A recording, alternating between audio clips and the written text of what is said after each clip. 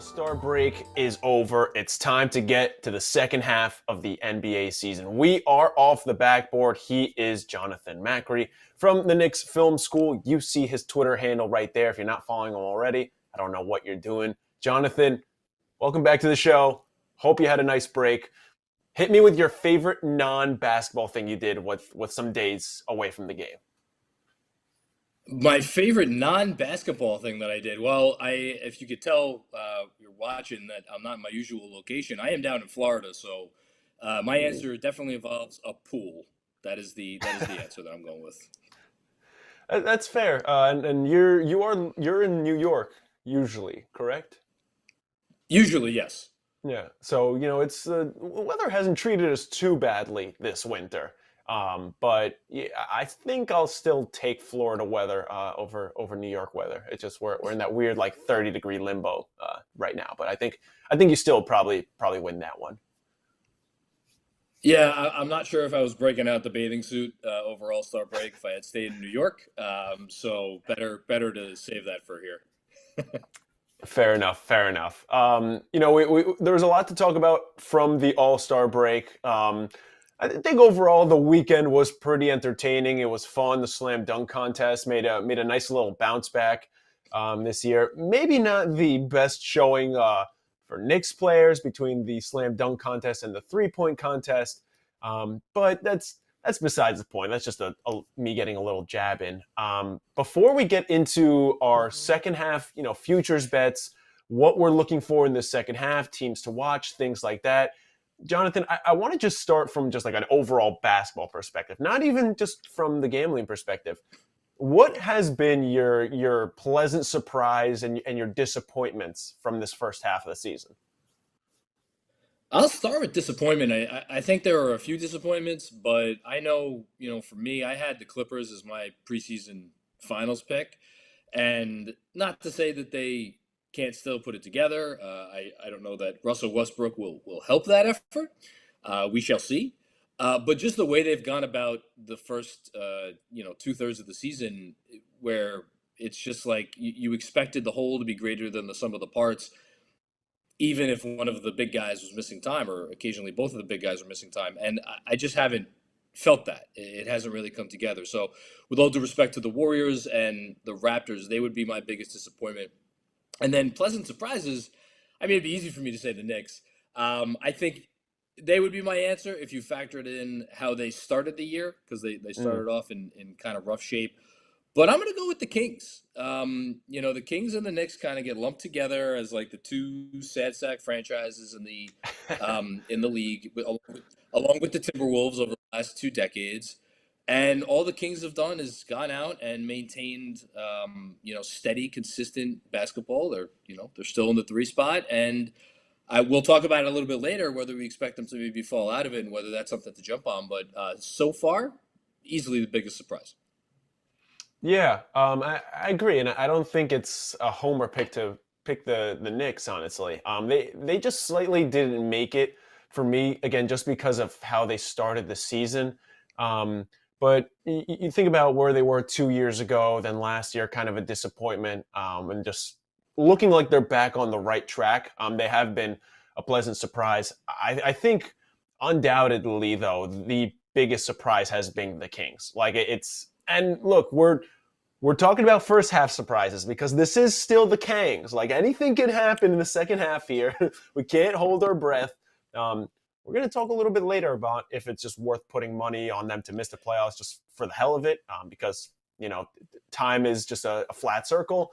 But it's got to be the Kings. Like they have been fun to watch. On top of just being a good team, they have been fun to watch, and just seeing that whole just fan base re-energized has been a lot of fun. For disappointments for me, you mentioned the T-Wolves.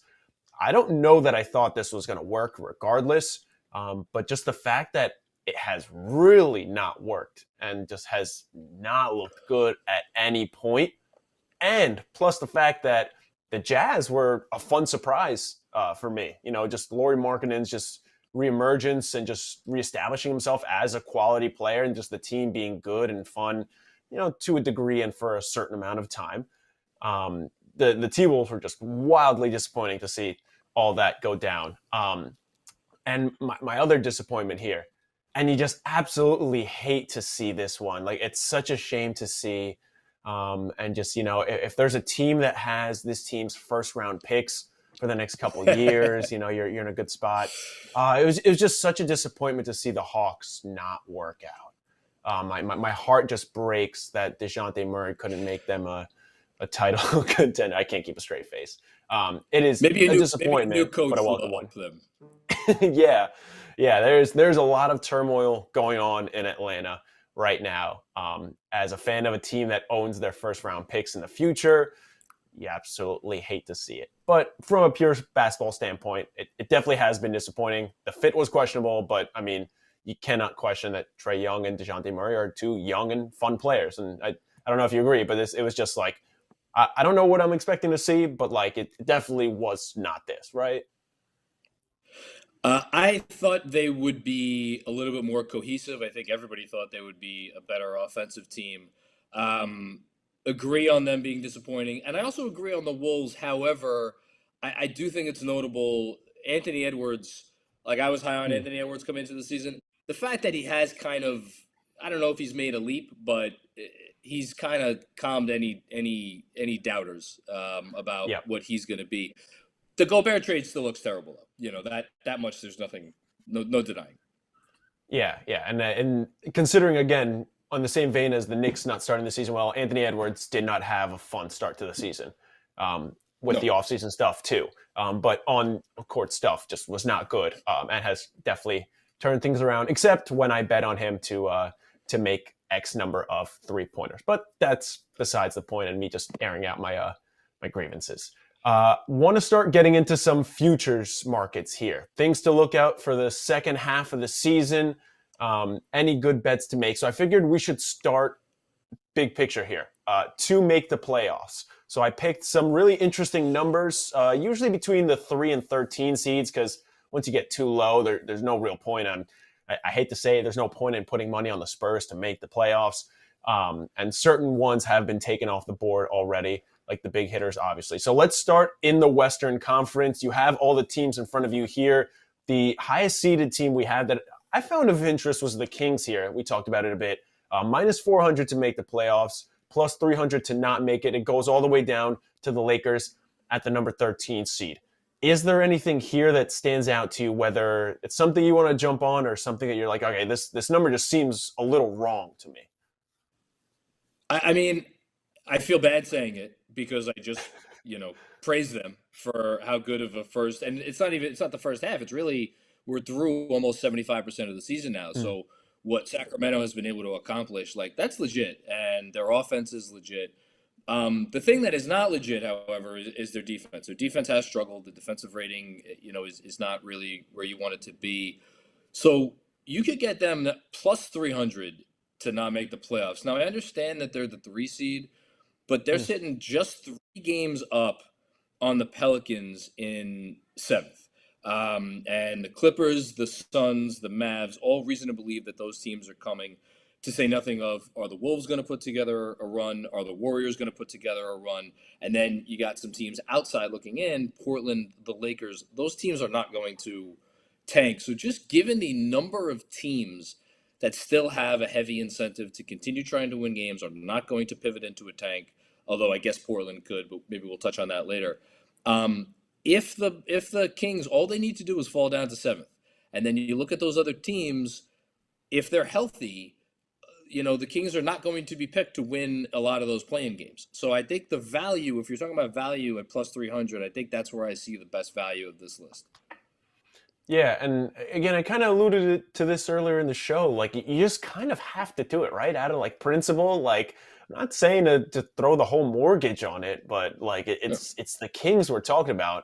This is a team with the third hardest strength of schedule remaining, according to our good friends. Any basketball fan, if your team is tanking, you know it. They're tankathon.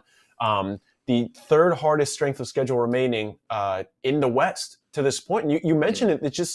It's not like out in the East where you have a pretty good idea of who the top 4 seeds are going to be in whatever order. And even if, with Giannis missing some time for the Bucks, even if they fall out of the top 4, like they're not missing the playoffs, right? Maybe they have to do a No. play-in game, but that would be disastrous at that point. But something like the Kings, yeah, I completely agree. Plus 300 at that point. You have a team like the Mavs, who are the sixth seed right now. They're at plus 700 to not make the playoffs. And obviously that number is a lot bigger, but I don't know which one of those, honestly, I see more value in, just because I trust that the Mavs with Luka and with Kyrie will steer the ship a little better than maybe the Kings will. I think so. The Mavs, obviously, with the two big names, and like this goes into what we were talking about last week, and in that the Mavs have disappointed people who have backed them more than any other team in Mm. the league because it's the Doncic factor. People are going to bet on Doncic. You're going to think that Doncic could pull it out, and I think the same is going to go for the play-in tournament if they do happen to fall into the play-in. Now, that said, as of right now, they're the sixth seed. Um, Pelicans dealing with injury issues. Who knows when Zion Williamson's going to come back? We'll touch on that later, I think. You already talked about Minnesota. Is there any real indication that they're going to put it together in a big way? I think it's really just the Warriors, to me, are the team from that lower area you got to jump up, worry about Mm. jump up and taking a playoff spot. But even then, Steph Curry's going to miss another what 5, 6 games, something like that. I don't think I don't think that Dallas bet would be nuts. I mean, again, at plus 700, you're getting that's nice value. Hmm. Yeah, and it is significantly nicer value than any of the other teams in that area.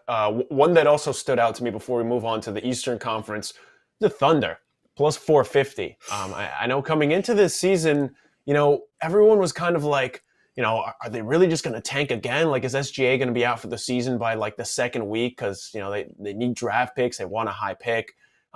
Interesting year to decide to be good, by the way. But I mean, the Yep. Thunder have been a pesky team all season, and dare I say, they have borderline been a pretty good team. They're in the outer edge of the play-in spots now. And again, for these playoff bets, it's only if you get one of those top 8 seeds. So you have to make it through the play-in. But at plus 450, I mean, you're getting the same odds as the Jazz at plus 425. They're a seed right below them. And Vegas has some more confidence in other teams. The Blazers at plus 320. The Lakers at plus 155. The Thunder have the third easiest schedule remaining in conference. This seems like the number to jump on out of those like lower tier teams. It is. If you just look at how the two teams have played and the statistical makeup of the two teams, it is absurd that the Thunder are getting plus 450 and the Wolves are getting plus 155. It makes absolutely no sense until you consider the fact that the Timberwolves have perhaps more than any other team in the league, having just made the Gobert trade, the most incentive to try to Mm. whether to eke in the playoffs. And I know I'm just speaking for myself. I've been waiting all year for the other shoe to drop in Oklahoma City. When are they going to start shutting guys down? When are they going to admit that okay, we're gonna go for one more high lottery pick?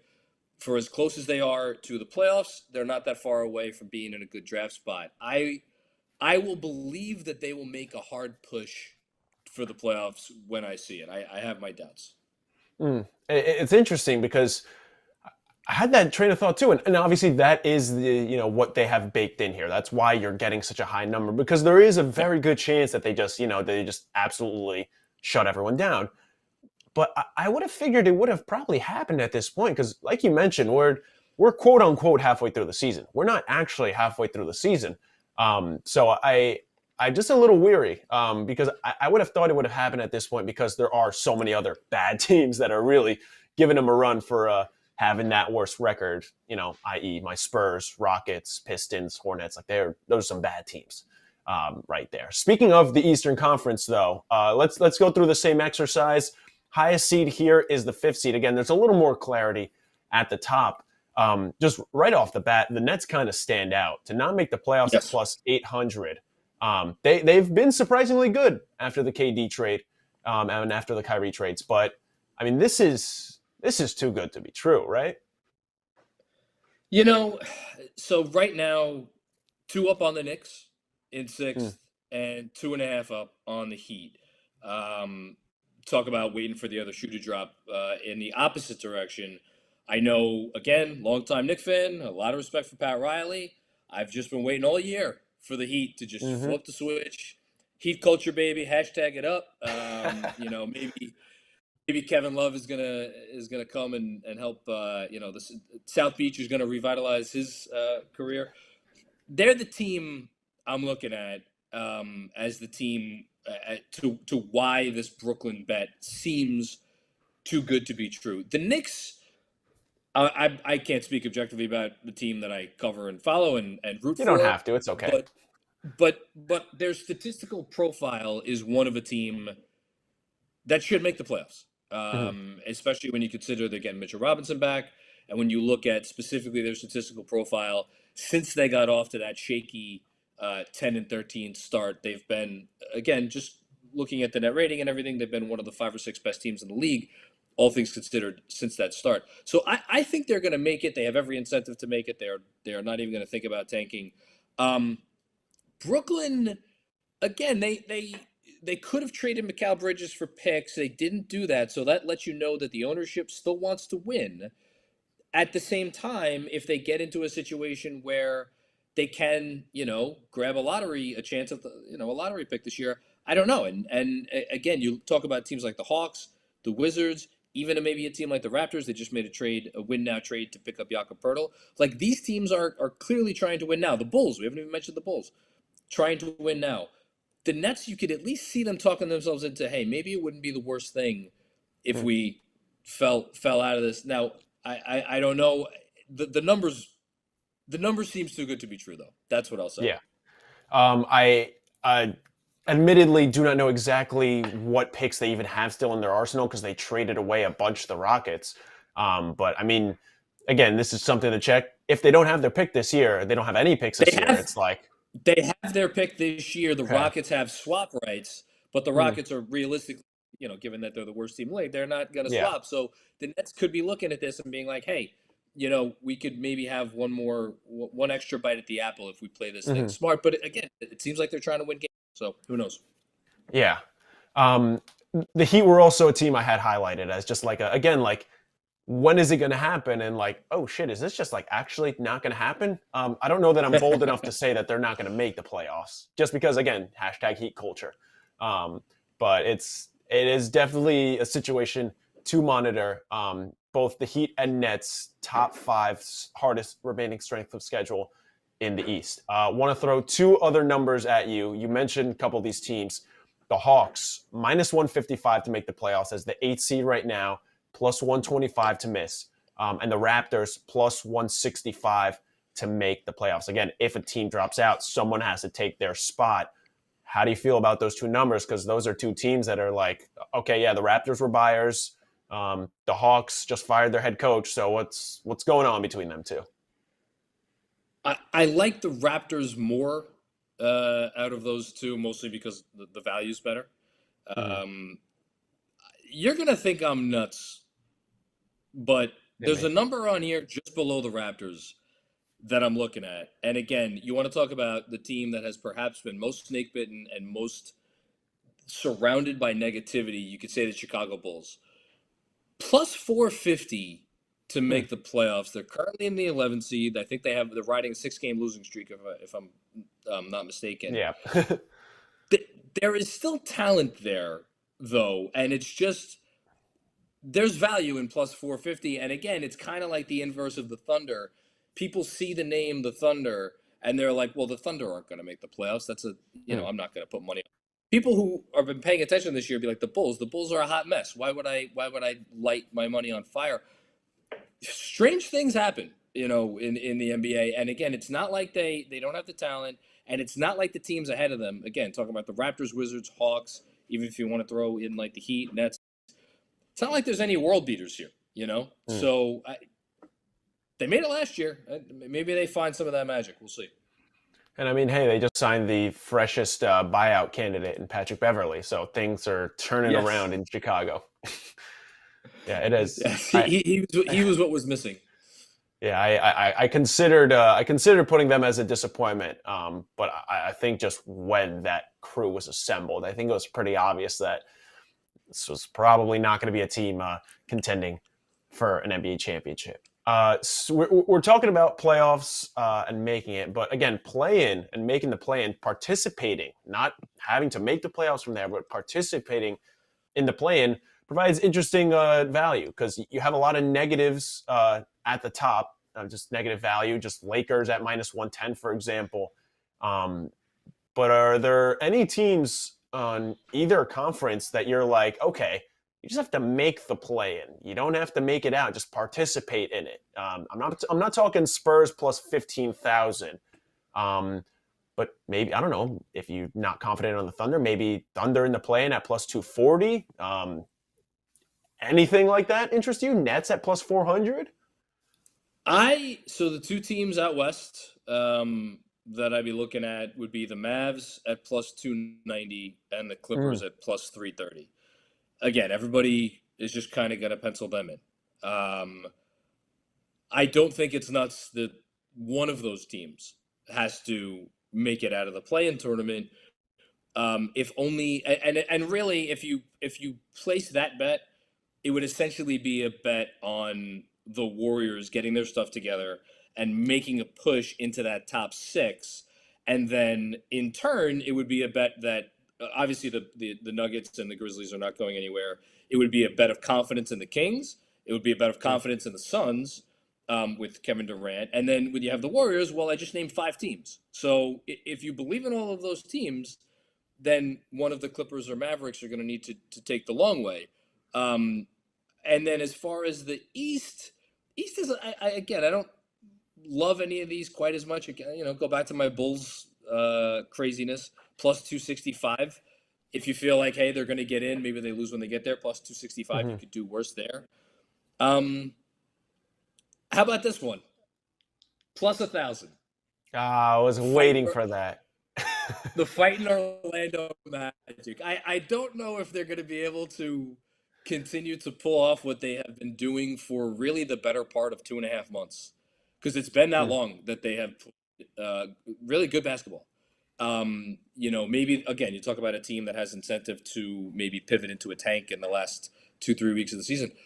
Plus 1,000, especially again, the Bulls, the Raptors, the Wizards, the Heat, the Hawks. These teams are hot messes. Mm-hmm. The Magic have been a feel good story. They're playing good basketball. Nobody wants to play them. They Weird come in, they year. bring it Weird every year. night. Yeah, absolutely. So plus 1,000. I kind of like that. Yeah, and it's interesting because the Magic are that team that are like, all right, they're bad. They're not a contender this year. They're not even a team that could be like frisky this year. But they're definitely a team that has realized they're like, okay, we have enough talent. Like it's time to start Yes. trying to win. Like I think that this year they had that realization. They have good guards. They have good forwards.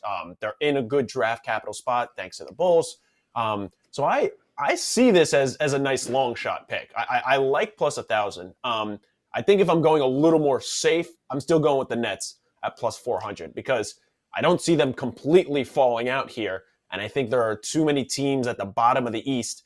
Because if things just like start going south for the Magic, they might just be like, all right, let's just rest everyone and like we'll try to just get another good pick and try again next year. I think the Nets are. I think they're going to fall off a bit. I think they still make the play in here. So plus 400 is probably where I would go there. But I like the Magic and the fighting Magic. I like it. They got to start getting that printed on the T-shirts. And how much fun would it be to root for that one to pay off for the Magic to make the play? Come on. It'd be fun. It'd be fun. Let's get into what everyone's wondering though. NBA title. Obviously, the Suns shooting up near the top, if not the top, fighting with the Celtics for the best odds after trading for Kevin Durant. I'm going to ask you a two-part question here. I want to know where the value is. This isn't maybe necessarily who you think, but where the value is, and then who you think based on your prediction and just the number. If you only had one bet to win the championship, who it would go to? It's look, strictly value. The fact that you could get almost 20 to 1 on the defending champions, Hmm. and theoretically they're going to return more or less the same team that won the title last year. Now, there's I think some thinking that they maybe caught a little bit of lightning in a bottle, But still, Warriors plus 1900. That's a good value bet. I like the fact that you could get the Sixers at plus 1300. I mentioned before my preseason finals pick, the Clippers. How's that looking right now? But there's good value there. I gotta tell you though, the team I thought was going to win the championship before this season, and a team that, even though they've struggled this year for a variety of reasons, I think if you ask me right now, I'd still pick them to win it all. You could get plus, I believe it was at 560 here on the Bucks. Hmm. Um, that's where I'm looking, because they still have the best player. We still have not seen them at their best. With Middleton and all of his injuries and whatnot. If you believe that Middleton's going to be able to put it together from now until the end of the season, and then the Jay Crowder edition. I mean, look, Jay Crowder has a history of helping teams out in the Yeah. playoffs. He knows how to play in these big series. I also, frankly, I'm not as big. I'm not as high on Boston. So Mm. if you're not as high on Boston, I feel like the Bucks. There's nice. Maybe it's not as good a value as some of these other teams, but it's good enough for me to feel good about that pick. Okay. And I agree in the kind of ranges you went in, kind of just like that middle range with the Clippers at plus 1100, Sixers plus 1300. Like I think those are good numbers, and again, those are teams that can win. Um, I think in Yeah, theory, I like the Grizzlies at plus 2000 and the Cavs at plus 3000. Just if you go purely based on talent, you're like, okay, this team, their roster can win. I don't think the experience is there. So it's not happening this year, I don't think.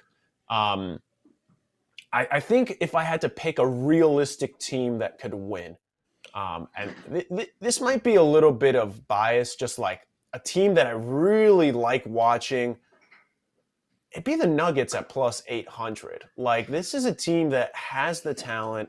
They've been together for a while.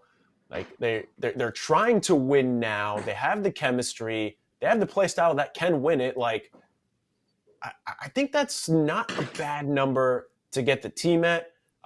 But if you're asking me what team is going to win the title, I hate to be boring, but I'm going to take the Celtics. Like, that's fine.